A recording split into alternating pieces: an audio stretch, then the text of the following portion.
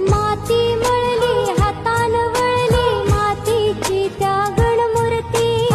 माती मधुनी रुजते जे जे मातीत नेते ही धरती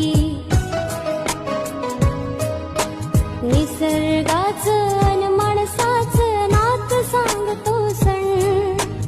आयुष्याचा मतितार्थ सांगतो बाप्पा